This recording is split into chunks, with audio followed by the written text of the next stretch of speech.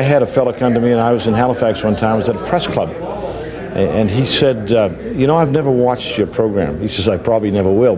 But you know that you're a household word here in Halifax? And I said, no, that I didn't. And this coming from a fella who had never watched the program.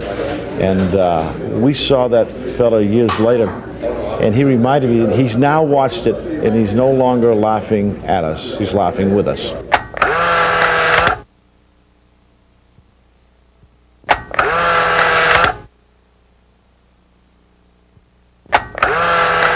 So a lot of people would set up and watch because they had at least a local person from their town on at different times. And probably that was, and then we were doing what a lot of people do in their own homes and would like to do if they could just get up the courage to have done it. We were doing it, see.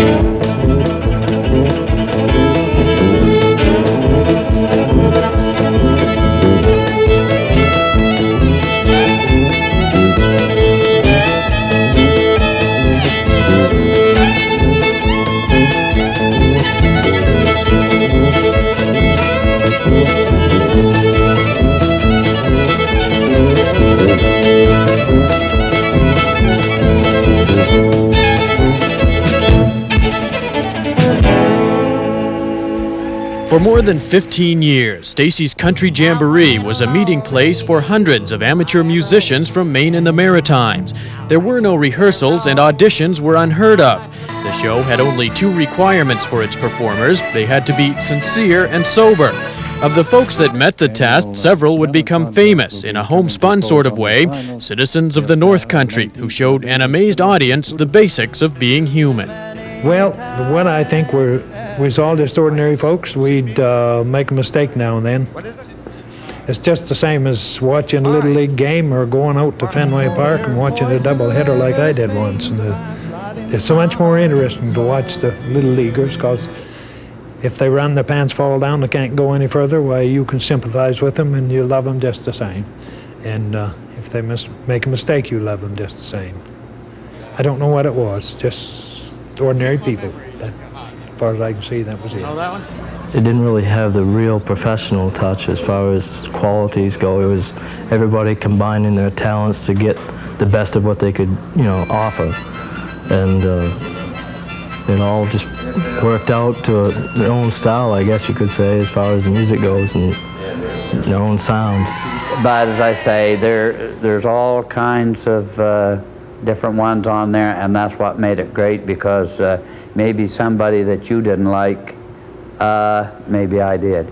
And because there was so much of a variety, and it was kind of comical, and some of them get up and they'd be pretty nervous,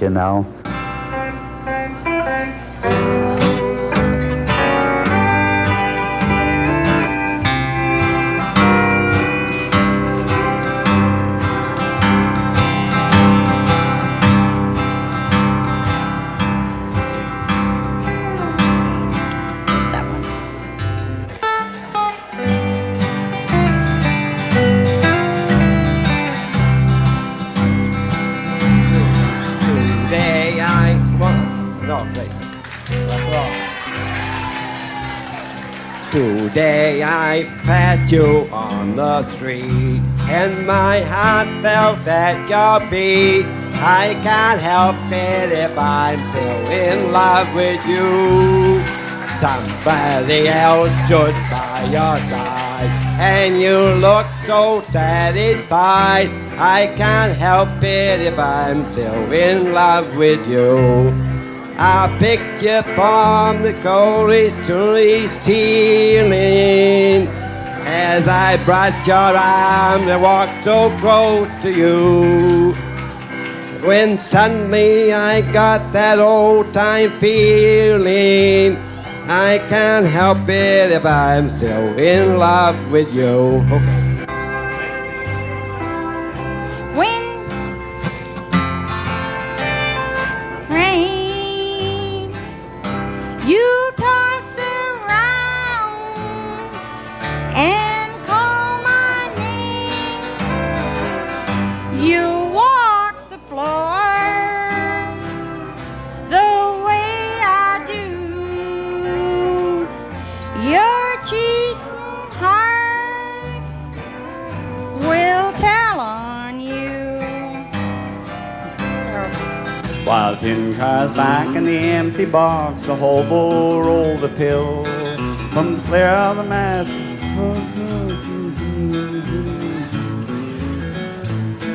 Jesus.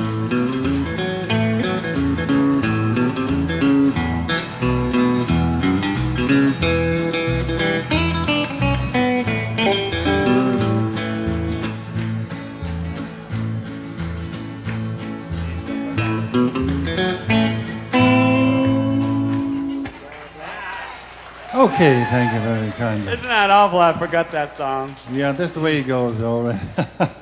Yeah, I forgot one myself. Here's another guy right here that didn't forget though. Are we ready to go, Kiwi? We're ready to start. Okay, then. Down the road here from me, there's an old holler tree, and you lay down $1 a deer. Thank you, Charlie. We're going to send this up to the people up to Papa's Pizza. Try that fast. You toss around and call my name. Your cheating heart will tell on you.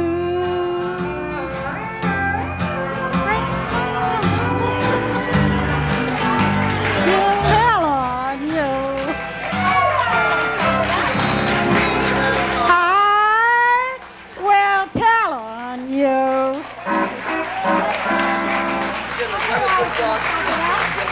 Okay, thank you very kindly. It goes like that just for a while and it takes a turn for the worse, huh? Well, it often took some quick talking to hold things together on Stacey's Jamboree, and MC Charlie Teenan always seemed to have the words that would smooth out the rougher edges on the show. Charlie was one of the Jamboree's original members, the master of ceremonies, back before Dick Stacey had decided to sponsor the program. Dick made Charlie the only paid performer on the Jamboree, and together the two men guided the show into thousands of homes in Maine and the Maritimes. I guess for us to be on TV for so many years with Charlie Teenan, who I consider American Pie and the Stars-Spangled Banner, and to work with him for so many years, we never had one cross word in all those years. And I think that's because he respects me, and I know that I respect him. And I think that's what I retain the most about the whole thing. And Charlie Teenan is really the chair of the mayor of Cherryfield, Maine, and among other things, I've seen him under duress when things aren't going so good. He don't change, and I guess probably it's that type of relationship that we like to retain the most. I laughed one time, and Charlie told a joke on there, and I still never really got the joke, and I must find out why he told it. Was he got up there one time and he said, he said, when I got married, he said, I reached in my pocket and he said, would you believe all I had was $2? And then he went right on to sing a song or whatever, and so when my turn come up, I said, when I got married, I was about in the same boat as Charlie. I said, although I had a little more money, I reached in my hand and pulled out, and I said I had a $20 bill, but come find out I had somebody else's pants on. Now I want to welcome you all to the Stacey's Country Jamboree and my favorite MC, Mr. Charlie Teenan. Oh, thank you, Doug. Thank you.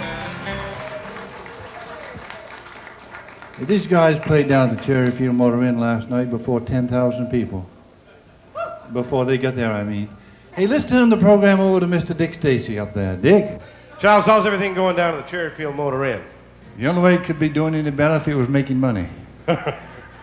So if you'd like to go where they win friends and influence people and don't make any money, go to the Cherryfield Motor Inn, by golly. You said it, I didn't. Yeah, you might as well tell the truth, Dick. Okay, thank you, Al. Welcome to our little country get-together here for another Saturday afternoon right here in the lounge. Nice to have so many nice people here. A lot of you here for the first time, are you? You really are? Gee, I hope you'll come back after you see this, but I don't know, it's kind of doubtful. You try to keep the show moving along at a pace that the listener could listen to. And if you knew someone's going to do a slow song, and you might not want that slow song in a certain place, you might want a fast one. So you would switch. You might switch people around in that respect. But that's, as I remember, that was about the only way we would trying to keep the show moving along at a good pace.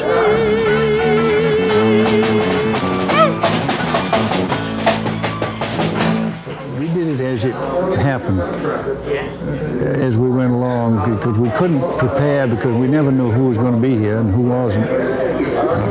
So we prepared it as we went, played it by ear. Could you come here just a moment, please? Would you please?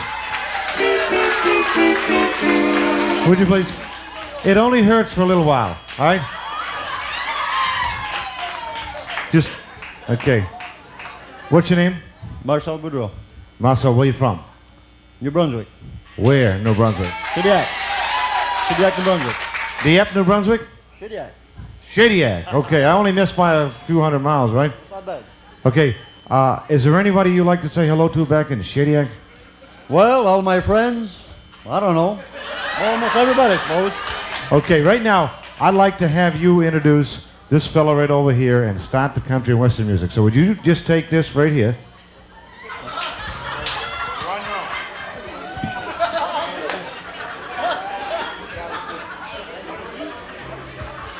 Would like to present Charlie T. One of the most familiar names that Charlie Teenan announced to the Jamboree audience belonged to one of the youngest great-grandmothers in Maine, youngest at heart, that is. Bucksport's Jenny Chantel relied on a repertoire of only about a half dozen songs, but her tunes became the favorites of fans from Massachusetts to Labrador. Dick went down south and he had a tape.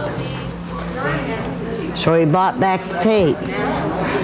And he said, Jen, I think you can learn that song. I said, I think I can. So of course I have a cassette player, and I took it home and I played it a couple times. I learned the song. I wished I was 18 again. I wished I was 18 again, going where I've never been. Old folks and old oaks, standing tall, just pretend. I wished I was 18 again. Now time turns the pages and life goes so fast. The years turn the black hair all gray. I've talked to some young folks, hey, they don't understand a word this old gal's got to say. Now, just because you think you're so pretty, just because you think you're so nice, just because you think you've got something that nobody else hasn't got, so you spend all my money, then you laugh and call me your Santa Claus. I'm telling you, baby, I'm through with you, because, just because.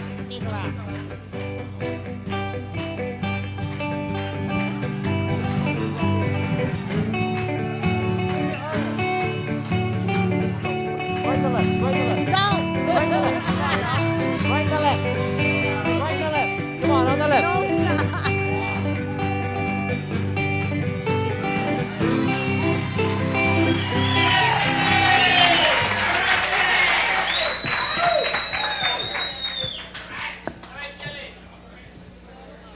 First, I want to send this out to Junior Spencer.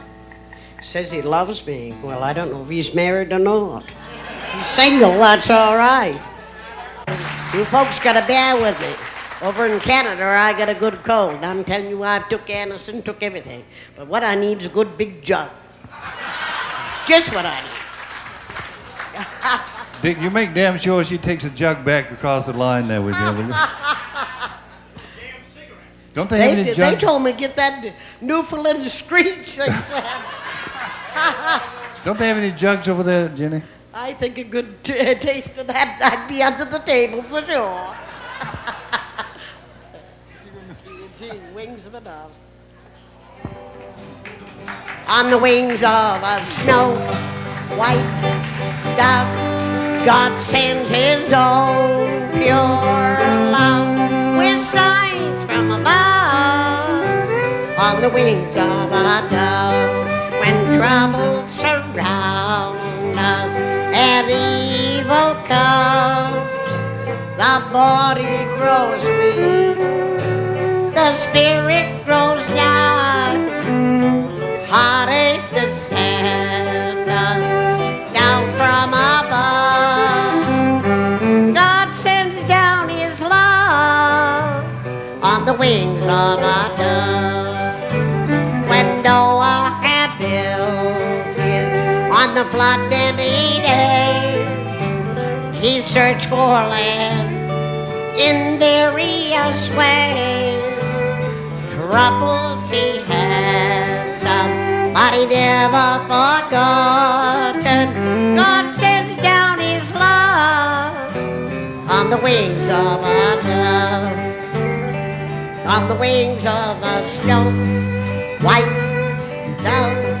God sends his own pure love with signs from above, on the wings of a dove, with signs from above, on the wings of a dove. Stacey's Jamboree would create a string of homemade stars like Jenny Chantel, spectators who first caught wind of the show in their living rooms and who then made the decision to move around to the other side of the television screen. A quick trip to Brewer, Maine was all it took, and the hot footlights on the stage at Stacey's Plaza Motel would often weld the newcomer into the show's family of regulars. I'm going to ruin the show right off of the bat. I'm going to start off with one here in the key of D. Well, it's a funny thing. A friend of mine played the violin, and another little fella that was Alfred Omar, and we were playing for a time out in Old Ridge, and it was on a Saturday, and we had watched Stacey's Jamboree quite a few times, so I said to them, you know, we've always talked about going to Bangor and getting on Stacey's Jamboree, and I don't know why it wouldn't be a good time right now, because I said, here we are together, and we got the guitar and the fiddle and everything, and so the way we went. And met quite a few of the people there from the Jamboree. Of course, when you walk in and see them, you figure they should know you because you know them, you've seen them on there. And I'm going to try another one here in the key. Ruin it, did I? G. You're just saying that because it's true. Bless you. Well, if you were lucky enough, the good Lord looked down at you and said, I guess I'll put you in a group, do a little playing, have a little fun. Who do you want? And if you had your pick, there's no way you could have done better. No way in the world you could. I remember Jeff Simon, he was out of diapers, but he wasn't too old. And watch him grow up all through the whole, beautiful. Him and his sister Jolene, each one of us. Of course, I didn't get any older. As you can tell, I'm better looking than I was then, but that's neither here nor there. But those people were out of this world, every one of them. Hey, here's a guy we missed a few weeks, and he's been down to Massachusetts, down to a hospital down there, and been operated on, getting all well and better. Says he can run up 11 flights of stairs and never breathe hard. Let's make welcome Mr. Harry Stockley, shall we? Harry, nice to have you back. It was basically like when we traveled to Canada and did different shows up there throughout the Maritimes. It was basically like a family get-together. and we get along like a big family, and all did our own thing, had a good time doing what we was doing, performing for the people, and having a great time. Of course, the man who made it all possible was also probably the most famous of all the performers on the Jamboree. Dick Stacey first came into contact with the show in 1973. At that point, the program was still known as Frankenstein's Jamboree, named after the Millbridge convenience store that sponsored the show. WVII-TV in Bangor offered to sell some of the Jamboree's on-air commercial time to Dick's fuel pumping business, but Stacey had no interest in the deal unless he could buy the whole show. And they came back one afternoon and said, well, we just split it with the bosses over here at Channel 7. You've got the whole program. I said, now, wait a minute. We got to talk. Why don't I let you know Monday whether I'll buy the whole program or not? And after weighing the assets and liabilities of buying it, because it was different from what we had done before, I really feel, and I've related this before, that the biggest reason that I bought it is not that I felt it was a good buy, is that I told them that I would. And so I told them I'd take it on a 13-week trial basis, and they said fine, and it went 13 weeks and 10 years. Now, right now, I'd like to introduce somebody on Stacey Country, the guy that makes it all possible, and one heck of a nice guy. Let's make him really welcome, Mr. Dick Stacey. Dick, remember the song Tombstone Every Mile? All you big and burly men who drove those trucks along. Mr. Dick Curlis will be here Friday and Saturday at Dick Stacey's Plaza. Thank you very much. If you ever heard me sing for real, you'd know why the hell I pump gas. Dad, I pulled a fast one on you, didn't I, huh? Yeah, you did. You gonna sing now? Sing, I'm like Dick Stacey. I can't carry a tune in a bucket. I can't even carry one in a trailer truck, but I've been getting by for 30 years. Yeah, you got a trailer behind you. Who sang that song and said there's two kinds of fairies and two kinds of cherries and whatever it goes anyway? Wow, we get off that one. If you're interested in coming down, that's what it's all about. That's what Charlie Teenan's all about, is people who like to sing and play and have a good time. So if whenever you come down, and I guarantee you that this fine group from the Valley fit the requirement to be on, sincere and sober, right? You sober? Oh, yeah. You better be. How about, I couldn't get your wife over here, could I? Would she? His girlfriend? I told you should never bring your girlfriend here. Your wife might be watching, but anyway. Here's a word from one of those good people who make those commercials. See ya. Those wacky commercials, remember? Many Stacey fans found the ads as entertaining as the Jamboree's music, and true to the show's flavor, the commercials were mostly ad-libbed. Dick Stacey may have had problems carrying a tune, but when it came to commercials, the man with the gas-covered hands was a homespun maestro. Other familiar faces would soon appear on the Jamboree's ads, which more often than not would sell with a smile. Hello, I'm Bud Miles. I got a brand new gadget to show you that play the guitar. If you ever tried to play the guitar and you tried that you failed and you tried all these books that you sent forward and still couldn't play, you want to send for this guitar finger here and wear it and play like I do. There we go. I think kind of you're getting back to, you're seeing more people do their own ads again now, and I think if we could give them any advice is just to be yourself, and our definition of luck, and we've told you this before, is when preparation meets opportunity, because we were lucky. Hi, I'm Dick Stacey, and I'm here at Madman McKenzie on 4 Bayside Drive. And even though I don't want a tire, I tell you what I do want, some free advice on what I should buy for a home videotape recorder. And they can't help me in tires, but they can give me some advice at no charge. That's right, at no charge on a home videotape recorder or a TV or a stereo. So come in to Madman McKenzie, 4 Bayside Drive, Kane's Corner, St. John, New Brunswick. Hi, I'm Dick Stacey. See these hands? They take Canadian money by par, by golly, when you stay at Dick Stacey's Plaza Motel in Brewer, Maine.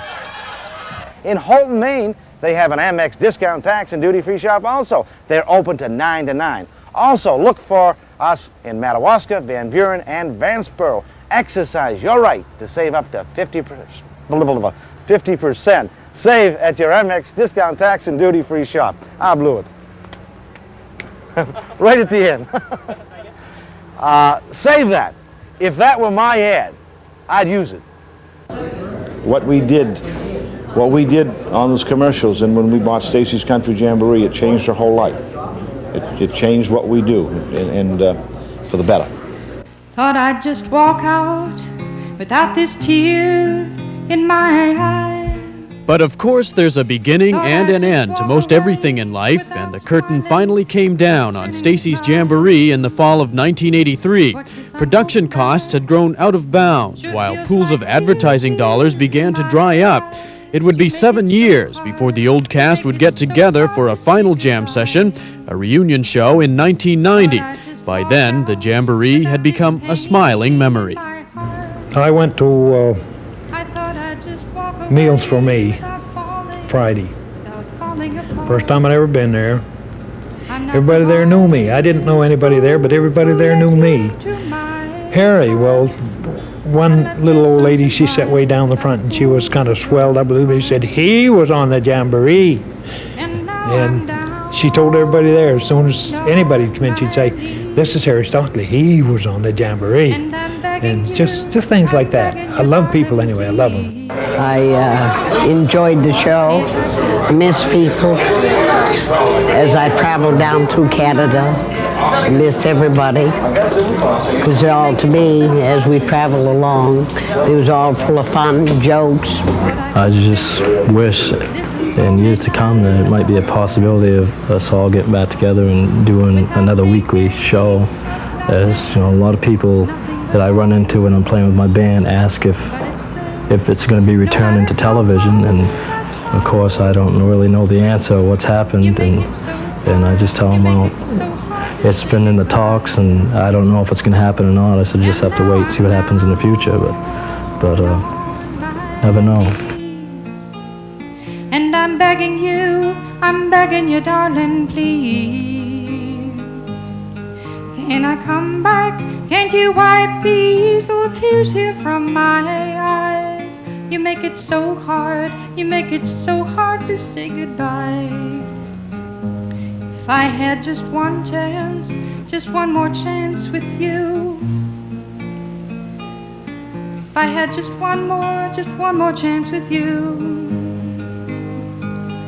I would try like you ain't never seen me try.